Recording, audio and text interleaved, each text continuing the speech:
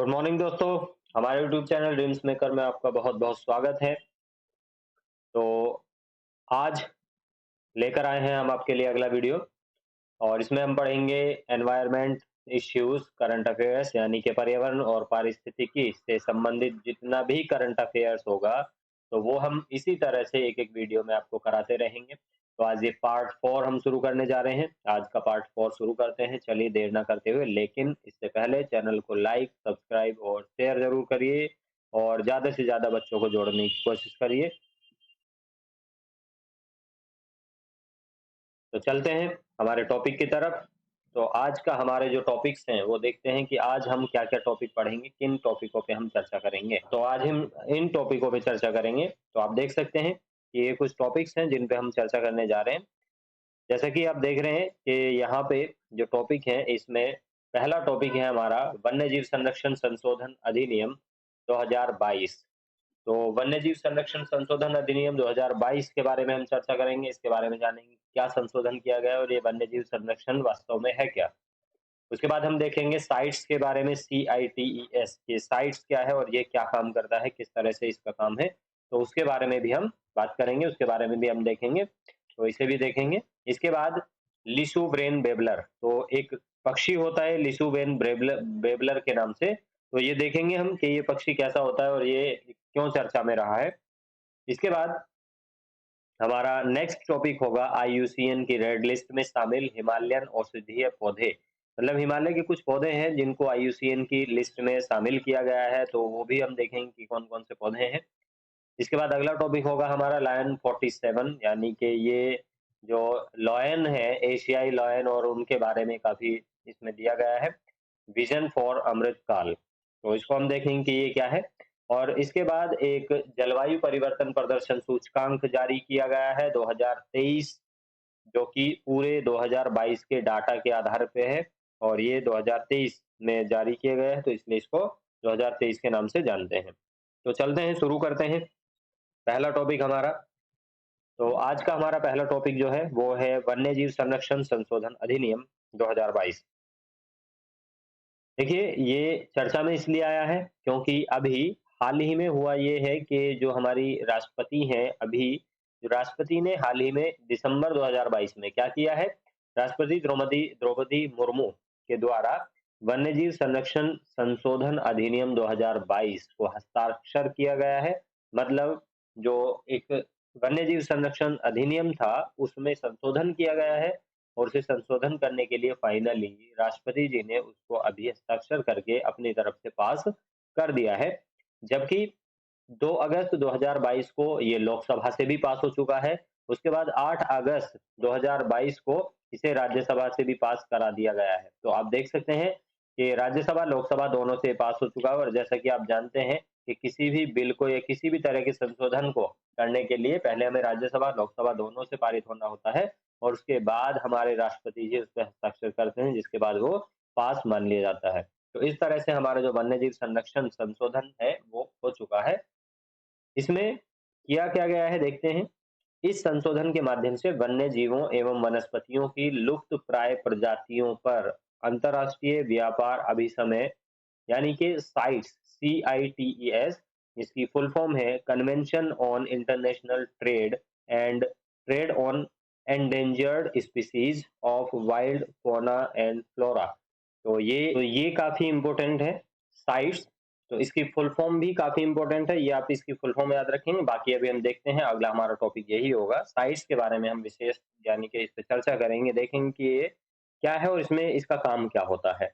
तो अभी हुआ क्या है, जनरली ये जो संशोधन हुआ है, इस संशोधन के द्वारा साइट्स के तहत भारत द्वारा उठाए जाने वाले कदमों को प्रभावी बनाने का प्रयास किया गया है। मतलब इसके द्वारा जो काम किए जाते हैं वो भारत सरकार उसको और ज्यादा मजबूती प्रदान करेगी और उसको और ज्यादा प्रभावी बनाएगी।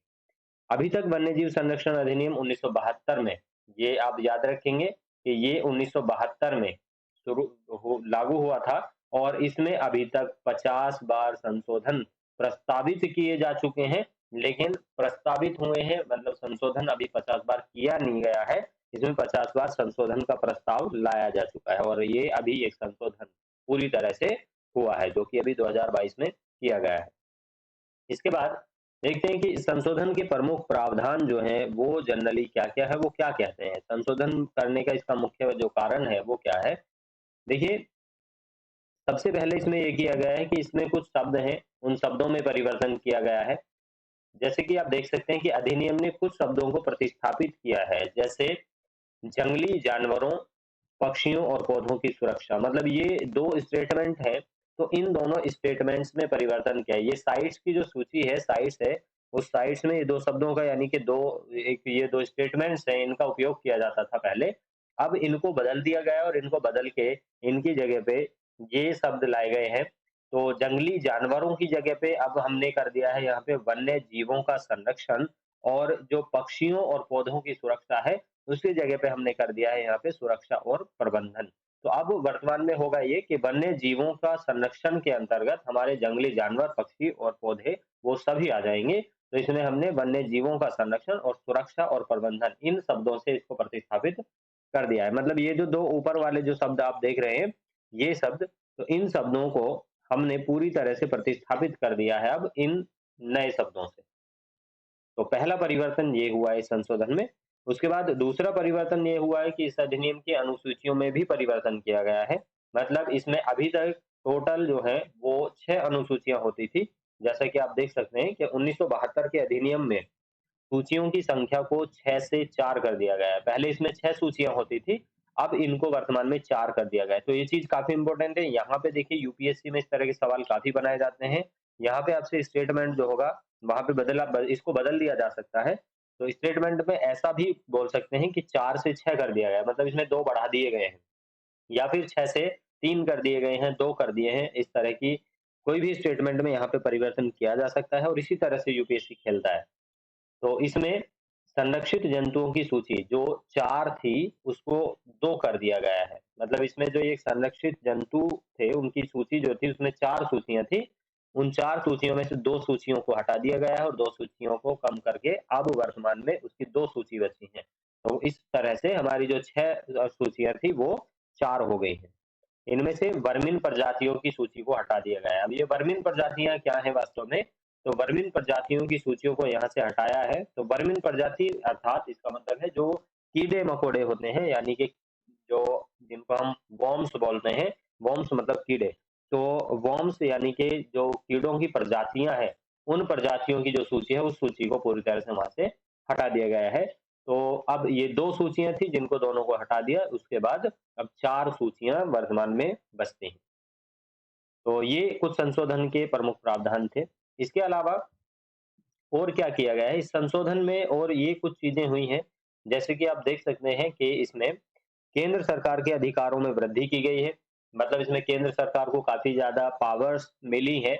इसमें हुआ ये है कि केंद्र सरकार अब इससे संबंधित वैज्ञानिक प्राधिकरणों का प्रबंधन कर सकती है तथा वन्य जीवों के व्यापार संबंधित परमिट प्रदान करने की जिम्मेदारी उस प्राधिकरण की होगी।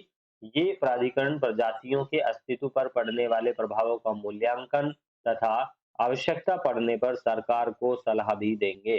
तो मतलब ये है कि अभी तक एक जो ये वन्य जीवों का संरक्षण, व्यापार वगैरह संबंधित जो चीज़ें थी, वो सरकार के अधिकारों के अंतर्गत नहीं आता था। अभी तक उसके लिए एक प्राधिकरण होता था, एक अथॉरिटी होती थी, जो इन पे कदम उठाता था। लेकिन अब इसके अंतर्गत ये किया गया है कि सरकार को अधिकार मिलेगा कि अब जो इनके जो वन्य जीवों का व्यापार या उसको जो परमिट देने के लिए या उसकी जो पूरी ज़िम्मेदारी उठाने के लिए जो प्राधिकरण या एक अथॉरिटी जो होगी, उस अथॉरिटी का निर्माण या उस अथॉरिटी का जो मैनेजमेंट है, वो अब केंद्र सरकार द्वारा किया जाएगा। तो ये यहाँ पे काफ़ी इम्पोर्टेंट हो जाता है। इसके अलावा अब ये जो प्राधिकरण बनेगा, ये जो केंद्र सरकार के द्वारा अथॉरिटी बनाई जाएगी, इस अथॉरिटी की ज़िम्मेदारी होगी कि ये जितनी भी जो वन्य जीव या प्रजातियाँ हैं, इन प्रजातियों पे पड़ने वाले जितने भी जो अनुकूल या प्रतिकूल जो प्रभाव होंगे, उन प्रभावों का मूल्यांकन भी करें और आवश्यकता पड़ने पर, ज़रूरत पड़ने पर वो सरकार को सलाह भी दे सकते हैं कि उनको किस तरह से बचाना है या किस तरह से उनके प्रभाव को कम करना है। तो वह ये हो चुका है कि केंद्र सरकार के अधिकारों में यहाँ पे वृद्धि हो चुकी है। आपको इनको लाइन टू लाइन भी अगर आप याद रखेंगे, तो यहाँ से भी सीधे सवाल बनने के चांसेस बढ़ जाते हैं। क्योंकि इस तरह की चीज़ें पूछी जा सकती हैं कि जो वन्यजीव संरक्षण अधिनियम है, उसमें जो संशोधन हुआ उसके महत्वपूर्ण बिंदु क्या है या उसमें कौन-कौन सी चीज़ों पे फोकस किया गया है। इसके बाद अगला हम देखते हैं कि विदेशी प्रजातियों का नियंत्रण, यानी कि इसमें हुआ ये है कि केंद्र सरकार विदेशी प्रजातियों जैसे कि आक्रामक पौधे तथा पशुओं के व्यापार पर नियंत्रण का अधिकार रखती है। मतलब अब इसमें भी केंद्र सरकार को यहाँ पे काफ़ी अधिकार प्राप्त हो जाता है। जैसे विदेशी प्रजाति मतलब किसी भी चीज़ की, यानी कि जैसे कि देख सकते हैं कि जो पौधे हैं, कुछ पशु हैं, तो ये जंगली प्रजातियाँ होती हैं, यानी कि आक्रामक जिनको कहा जा रहा है। तो आक्रामक या जंगली प्रजातियाँ, तो उन पे भी नियंत्रण किया जाएगा कि मतलब वो किसी भी तरीके से कुछ ऐसी पौधों की प्रजातियाँ हो सकती हैं, जैसे कि हर साल लगभग करंट अफेयर्स में कोई ऐसा क्वेश्चन रहता है, तो उसमें पूछ लिया जाता है कई बार क्वेश्चन एक पौधे का नाम देके कि ये वातावरण में या पर्यावरण में किस प्रकार से भूमिका निभाता है। तो जैसे कि यूकेलिप्टिस के बारे में पूछा जा चुका है कि यूकेलिप्टिस जो है वो किस प्रकार से भूमिका निभाता है। तो जनरली आप देखते हैं उसको आक्रामक पौधे के तौर पे ही देखा जाता है, क्योंकि वो जहाँ भी होता है वो आसपास की सारी नमी और सारी फर्टिलाइटी यानी कि जो उर्वरता है मिट्टी की उसको सोख लेता है, उसको खत्म कर देता है। तो इसलिए उसे भी आक्रामक पौधा माना जा चुका है। और उससे पहले कई बार ऐसी चीजें पूछी जा चुकी हैं जो पर्यावरण में काफी महत्वपूर्ण रह चुकी हैं, और ऐसे ही कुछ पशुओं के बारे में भी है। तो इन सब पे नियंत्रण करने का काम भी केंद्र सरकार के द्वारा किया जाएगा। इसके अलावा यहाँ पे इससे संबंधित अब जो पशु और पौधों की बात यहाँ पे की गई है, तो उनका नियंत्रण का अधिकार तो दिया है, लेकिन इसके साथ ही यहाँ पे एक ये चीज भी, ये बात यहाँ पे कही गई है कि 1972 की धारा जो 47 43 है, तो 40 से सॉरी 43 धारा के अनुसार जो 1972 के वन्यजीव संरक्षण अधिनियम के अंतर्गत है, तो उसमें किसी भी धार्मिक या किसी अन्य उद्देश्य से हाथियों के उपयोग को अनुमति दी गई है। तो ये चीज़ यहाँ काफ़ी इम्पोर्टेंट है कि हाथियों का उपयोग वर्तमान में 1972 की धारा 43 यानी कि 43 के अनुसार अब हम किसी भी उद्देश्य से, कोई उद्देश्य मतलब इसमें एक जो अवैध व्यापार या इस तरह की चीज़ें नहीं आएँगी, मतलब हाथियों का हम उपयोग कर सकते हैं, ना कि उन्हें बेचना या फिर उनके किसी भी शारीरिक भाग का हम एक खरीदना-बेचना करेंगे, ऐसा कुछ नहीं कर सकते हैं। हम किसी धार्मिक अनुष्ठान के लिए यानी कि पूजा के लिए या किसी अन्य चीज़ के लिए इस तरह से हम उनका उपयोग कर सकते हैं। तो ये इस तरह की छूट यहाँ पे दी जाएगी। इसके अलावा अर्थदंड में वृद्धि की गई है, मतलब जो आर्थिक दंड है, उसमें वृद्धि की गई है। अब इसमें ये हुआ है कि जो प्रावधान उपरोक्त जो नियम है, अधिनियम है, उसमें जो दिए गए हैं, अगर उनका कुछ उल्लंघन किया जाता है, ऐसे प्रावधानों का उल्लंघन किया जाता है, तो उस पर जुर्माना जो है, अभी तक ये था कि मात्र 25,000 रुपए तक का जुर्माना होता था, लेकिन अब इसे बढ़ा दिया गया है और अब ये 25,000 से बढ़कर 1 लाख रुपए तक कर दिया गया है कि अब ये 25,000 से बढ़कर 1 लाख रुपए तक का जुर्माना लगाया जा सकता है। तो पहली न्यूज़ हमारी खत्म हुई। ये आज जो पहली न्यूज़ थी, यानी कि पहला जो हमारा टॉपिक था, पहला टॉपिक जो करंट से या पर्यावरण से संबंधित था, वो आज का हमारा कंप्लीट हुआ। इसके बाद दूसरे टॉपिक की तरफ बढ़ते हैं। चलिए देखते हैं दूसरा टॉपिक जो है, ये पिछले टॉपिक में भी चर्चा में आया है, तो इसलिए हमने इसको समझाने की कोशिश की है कि इससे जुड़े हुए जितने भी महत्वपूर्ण तथ्य हैं, उनके बारे में हमने यहाँ पे चर्चा की है। तो आप देख सकते हैं, तो ये है साइट्स, यानी कि CITES, तो इसको साइट्स हम बोलते हैं। तो इसकी फुल फॉर्म क्या होती है? ये फुल फॉर्म इसकी काफ़ी इम्पोर्टेंट है, इसको आपको याद रखना है। फुल फॉर्म है इसकी convention on international trade on endangered species of wild fauna and flora. तो इसके नाम से ही आप समझ सकते हैं, कंजर्वेशन मतलब एक तरह का संरक्षण करना है, इंटरनेशनल ट्रेड मतलब अंतर्राष्ट्रीय व्यापार पर, ऑन एंडेंजर्ड स्पीसीज यानी कि जो संकट में प्रजातियां हैं, किस चीज की? वाइल्ड फौना एंड फ्लोरा, मतलब जो जंगली वनस्पति या जंतुओं या पशुओं।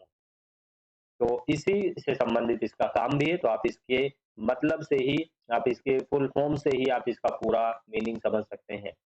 लेकिन समझते हैं कि इसको हिंदी में देखिए, इसका जो हिंदी में ट्रांसलेशन है, वो हिंदी में ट्रांसलेशन होगा वन्य जीवों एवं वनस्पतियों की लुप्त प्राय प्रजातियों पर अंतर्राष्ट्रीय अभिसमय। ये इसका हिंदी वर्जन है। इसकी स्थापना 1963 में की गई थी और 1963 में इसकी स्थापना की गई, लेकिन इसको लागू किया गया था 1975 से, 1975 से इसको लागू कर दिया गया था। और 1 साल बाद ही, यानी कि जस्ट अगले ही साल, भारत ने भी 1976 में इसमें हस्ताक्षर किए और भारत भी इसका देश, यानी कि इसका एक सदस्य देश बन गया।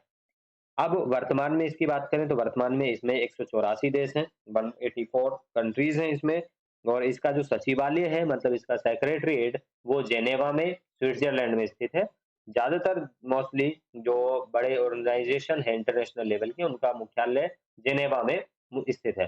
तो यहाँ से आप समझ सकते हैं कि साइट्स का मुख्यालय भी जो है वो जेनेवा में है, तथा यह संयुक्त राष्ट्र पर्यावरण कार्यक्रम यानी कि संयुक्त राष्ट्र पर्यावरण कार्यक्रम मतलब UNEP United Nations environmental programme द्वारा प्रशासित किया जाता है। तो ये यूएनईपी के अंडर चलता है एक तरह से, उसके द्वारा उसको प्रशासित किया जाता है। यह अभी समय जंगली पशुओं तथा पौधों की प्रजातियों के अवैध व्यापार को रोकने तथा उन्हें किसी भी प्रकार के खतरे से बचाने के प्रयास करता है। तो इसकी कोशिश ये रहती है कि कोई भी देश एक दूसरे देशों से किसी भी प्रकार का कोई भी अवैध व्यापार किसी भी वनस्पति, पौधों या फिर जीव-जंतुओं का ना करे, उसको बचाने का प्रावधान इसका रहता है। तो ये हमारा टॉपिक जो है ये कंप्लीट हुआ। इसमें सिर्फ़ इतना ही है, वैसे काफ़ी सारी चीज़ें इसमें होती हैं लेकिन हमारे एग्ज़ाम के पॉइंट ऑफ व्यू से सिर्फ़ इतने फैक्ट्स आपके लिए काफ़ी हैं और ये काफ़ी इम्पोर्टेंट हो जाता है। तो आगे बढ़ते हैं अगले टॉपिक की तरफ। अगला टॉपिक है हमारा देखिए, ये एक जो छोटा-सा पक्षी आपको यहाँ पे दिखाई दे रहा है, इसकी खोज की गई है जनरली अभी हाल ही में।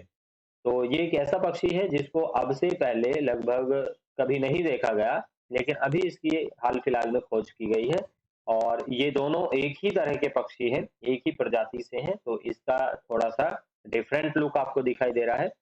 देखिए, इसको हम बोलते हैं लिशु व्रेन बेबलर। तो इसको लिशु वेन बेबलर बोला जाता है। ये दोनों ही लिशु व्रेन बेबलर है। अब इसमें समझते हैं कि ये है क्या, जनरली कहाँ पे पाया गया है। तो लिशु ब्रेन बेबलर ये हमारा अगला टॉपिक है और देखते हैं कि हाल ही में पक्षी अवलोकनकर्ताओं द्वारा अरुणाचल प्रदेश में एक नए पक्षी ब्रेन बेबलर्स की पक्षी की एक नई प्रजाति की खोज की गई है। तो ये ब्रेन बेबलर्स पक्षी एक प्रजाति है, मतलब इसका एक समूह है एक पक्षी का, और उस समूह की ये एक लिशु जो प्रजाति है उसकी खोज की गई है। तो ये आप ध्यान रखेंगे कि कहाँ पे इसकी खोज की गई है? ये खोज की गई है अरुणाचल प्रदेश में, ये इम्पोर्टेंट है। तो अरुणाचल प्रदेश में और कौन-सा पक्षी है? ब्रेन बेबलर्स पक्षी की एक नई प्रजाति की खोज की गई है। इसका नामकरण जो है वो अरुणाचल प्रदेश के लिसु समुदाय के नाम पर किया गया है। वहाँ पे रहने वाले जो लोग हैं, वहाँ की जो जनजातियाँ हैं, वहाँ पे लिसु नाम की जनजाति रहती है, लिसु समुदाय रहता है।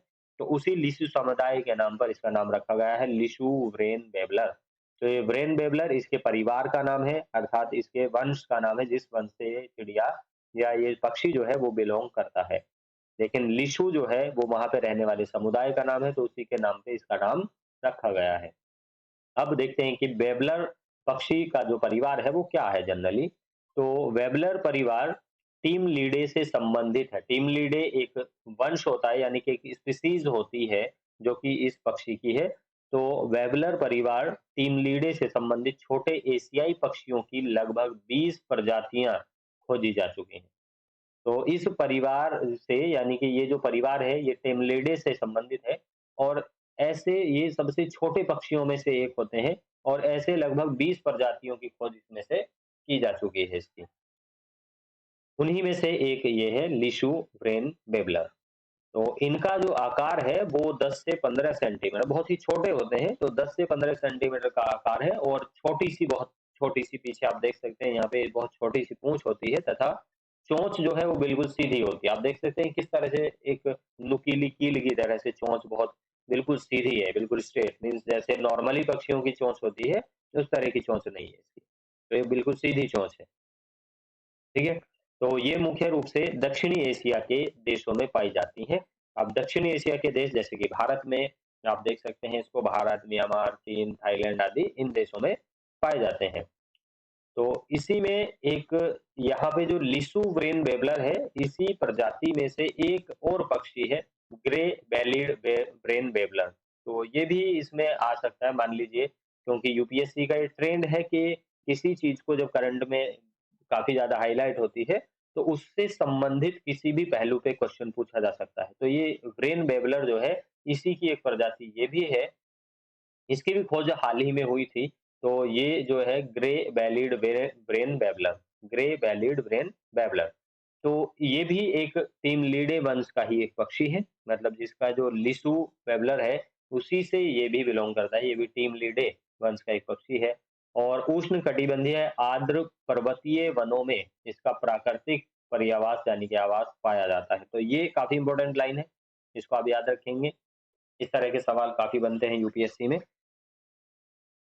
तो इसके बाद जो है, ये भी मुख्य रूप से साउथ एशिया में ही पाया जाता है, मुख्य रूप से जैसे कि चीन, भारत, म्यांमार और थाईलैंड में यहाँ पे काफ़ी ज़्यादा पाया जाता है। और आईयूसीएन की जो स्थिति है, यानी कि आईयूसीएन की जो रेड लिस्ट है, उस लिस्ट में ये लीस्ट कंसर्न में पाया गया है, मतलब बहुत कम दिखाई देने वाला पक्षी है, ना के बराबर दिखाई देने वाला पक्षी। तो इसको आईयूसीएन की रेड लिस्ट में लीस्ट कंसर्न में रखा गया है। तो इस तरह के ये सवाल भी यहाँ से काफ़ी पूछे जाते हैं। इसके बाद नेक्स्ट टॉपिक है हमारा आईयूसीएन की रेड लिस्ट में शामिल हिमालयन औषधीय पौधे।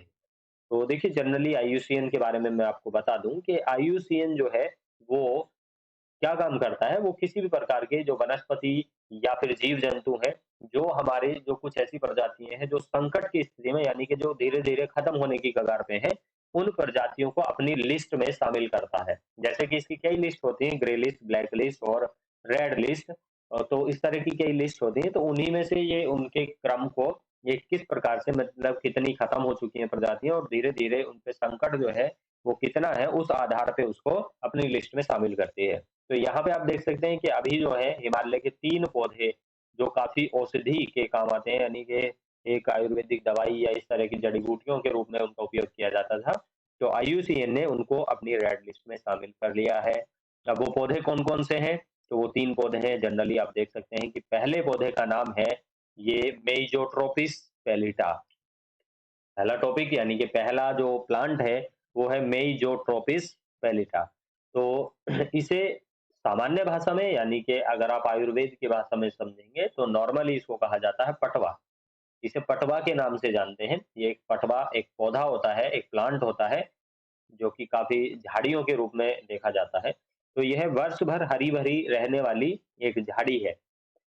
इसको आप देख सकते हैं कि ये एक झाड़ी के रूप में है और जो मुख्य रूप से उत्तराखंड में पाया जाता है। तो ये भी काफ़ी महत्वपूर्ण है। तो ये चीज़, कई ऐसे फैक्ट होते हैं जो छोटे-छोटे ये एग्ज़ाम में पूछे जाते हैं। तो यहाँ पे आप देख सकते हैं कि ये इस एक प्रकार की एक झाड़ी होती है, तो ये है। और इसमें आप देख सकते हैं कि यहाँ पे जो ये दिए गए हैं, ये इस तरह की झाड़ियों के रूप में हमें मिलते हैं। और ये इसके कुछ यहाँ पे आप देख सकते हैं कि यहाँ पे ये अलग से इनको दिखाया गया है, तो इसके पत्ते इस तरह के होते हैं। और इस तरह के यहाँ पे ये फूल वगैरह जो है, फ्लावर्स, वो इस तरह के फूल आते हैं इस पे। और इनके फूलों से जो है वो, फूलों से, पत्तियों से, इनसे ऑयल निकाला जाता है, इनसे तेल निकाला जाता है। और इनसे जो तेल निकलता है, उस तेल के अंदर एंटीऑक्सीडेंट्स होते हैं, एंटीऑक्सीडेंट्स उनमें पाए जाते हैं। और उन एंटीऑक्सीडेंट्स का काम जो है वो हम एक दवाई के तौर पे करते हैं, जिसका उपयोग सामान्यतः डायबिटीज और जो ब्लड होता है, ब्लड जो बीपी है हमारा, यानी कि ब्लड प्रेशर, और जो आईज हैं यानी कि आंखों में होने वाली कुछ बीमारियों में, और जो हार्ट डिजीज है उनके लिए किया जाता है। तो जैसा कि आप यहाँ भी देख सकते हैं कि इनकी पत्तियों से तेल निकाला जाता है और जिसमें एंटीऑक्सीडेंट्स होते हैं, जिसका उपयोग डायबिटीज, रक्तचाप, हृदय और दृष्टि आदि रोगों के लिए किया जाता है। और आईयूसीएन की स्थिति इसकी क्या है, देखिए, क्योंकि ये आईयूसीएन ने अपनी रेड लिस्ट में शामिल किया है। तो आईयूसीएन की रेड लिस्ट में शामिल होने का इसका मेन मकसद इसलिए है क्योंकि ये जो है ये काफी गंभीर रूप से संकटग्रस्त है, क्रिटिकली एंडेंजर्ड, मतलब ये लगभग लुप्त होने की कगार पे है। तो ये एक तरह से बहुत ही गंभीर रूप से संकटग्रस्त है, मतलब वर्तमान में बहुत ही कम देखने को यहाँ पे हमें मिल रहा है। इसके बाद अगला पौधा जो है, दूसरा पौधा, वो है फ्रिटिलारिया सिरोसा। तो इसको आप देख सकते हैं, ये पौधा भी यहाँ पे आपको दिख रहा है कि ये पौधा जो है, ये है फ्रिटिलारिया सिरोसा। तो फ्रिटिलारिया सिरोसा, और ये इस पे एक तरीके का इसका फ्रूट होता है, यानी कि इस पे एक फल लगता है। और इस फल के अंदर से एक बीज नुमा एक फल निकलता है और उसका उपयोग किया जाता है आयुर्वेदिक जड़ी बूटियों की तरह से। तो देखते हैं कि क्या है। इसे सामान्यतः हिमालयन फ्रिटिलरी के रूप में जाना जाता है। यहाँ के स्थानीय निवासियों द्वारा इसे जड़ी बूटी के रूप में उपयोग किया जाता है। तो ये भी हिमालय में ही पाया जाता है और इसका उपयोग भी मुख्यतः जड़ी बूटी के रूप में ही करते हैं।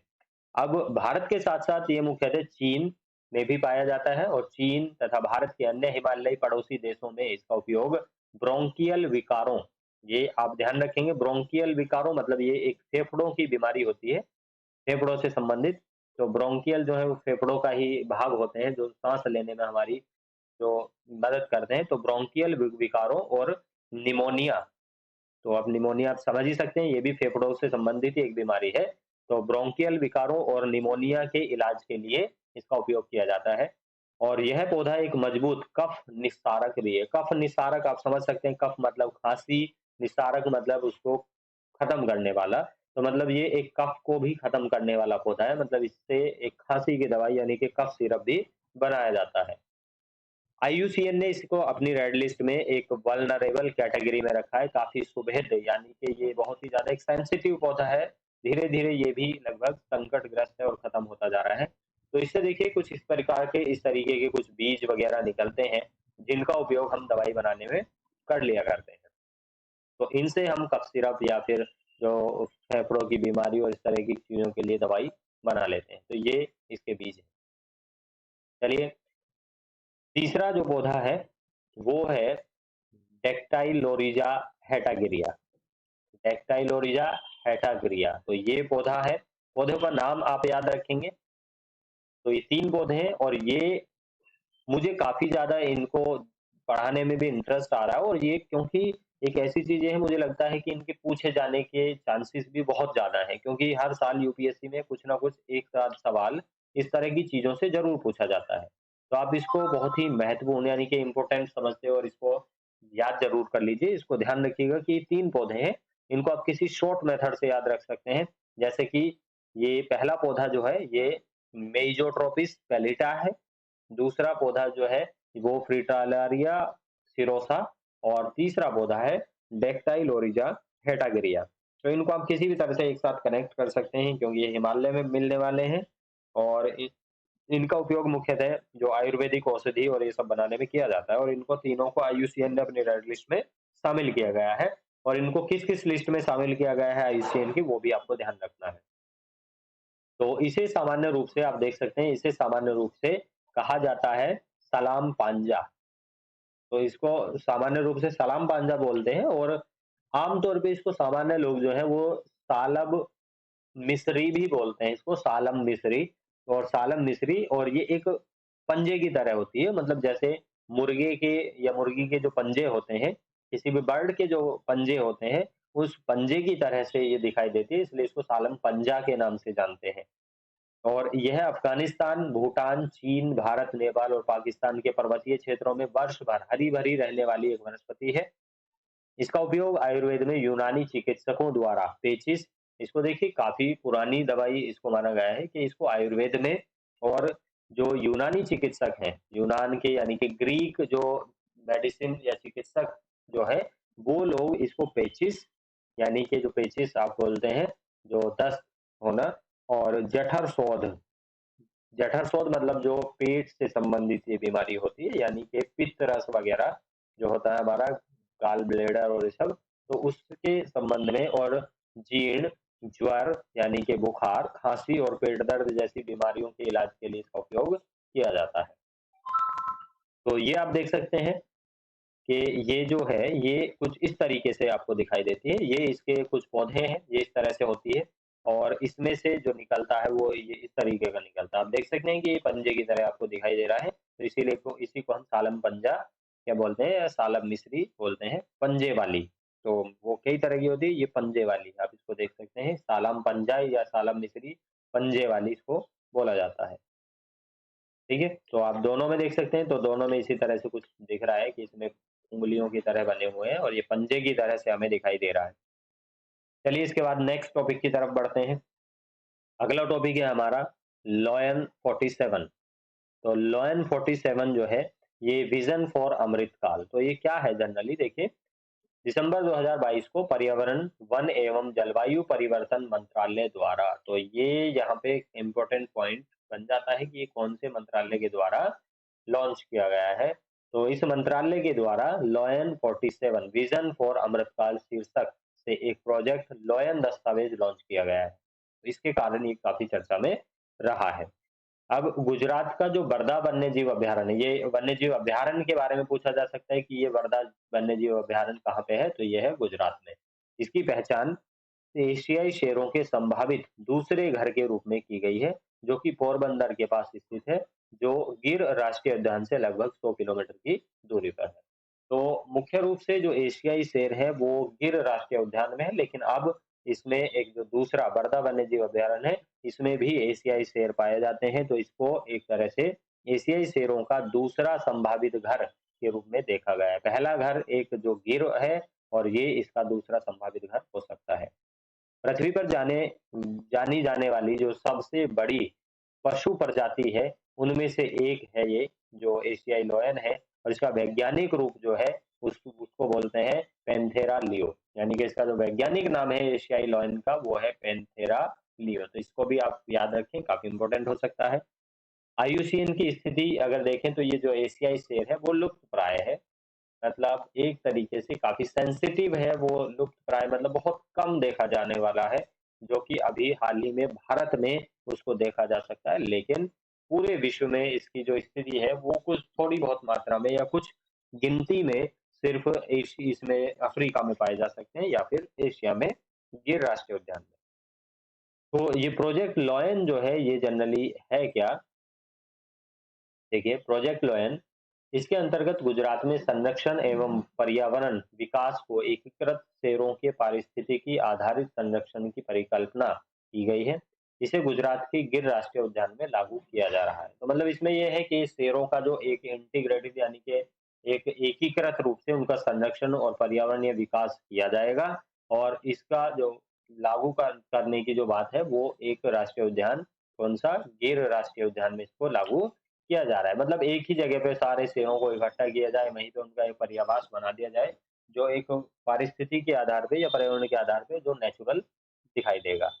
इसका उद्देश्य मेन ये है कि शेरों की बढ़ती आबादी के प्रबंधन हेतु उनके आवासों को सुरक्षित और पुनर्स्थापित करना। मतलब क्योंकि यहाँ पे शेरों की आबादी बढ़ रही है, तो उनको बढ़ने के साथ-साथ उनको क्या है, उनका मैनेजमेंट, उनका प्रबंधन और उनका आवास, विकास और सुरक्षा, ये काफ़ी महत्वपूर्ण है। तो इसकी दृष्टि से ये लागू किया जा रहा है।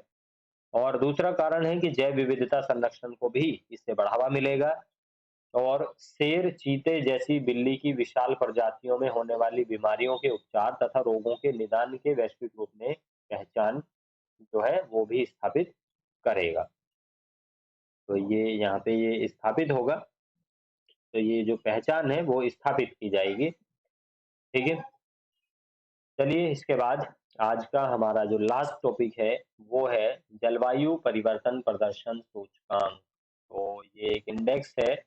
तो ये जलवायु परिवर्तन प्रदर्शन सूचकांक 2023, और इसमें क्या है जनरली, देखिए यहाँ पे सबसे पहले इम्पोर्टेंट पॉइंट यहाँ पे ये हो जाता है कि इसको लॉन्च किसके द्वारा किया गया है।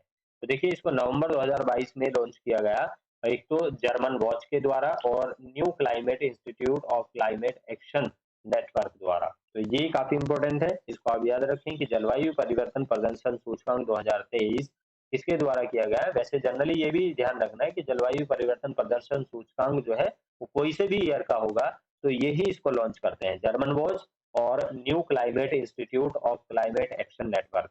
तो इनके द्वारा इसको सूचकांक को जारी किया गया है। भारत 2023 में इसमें 8वें स्थान पर आया है, तो ये इंपॉर्टेंट होगा।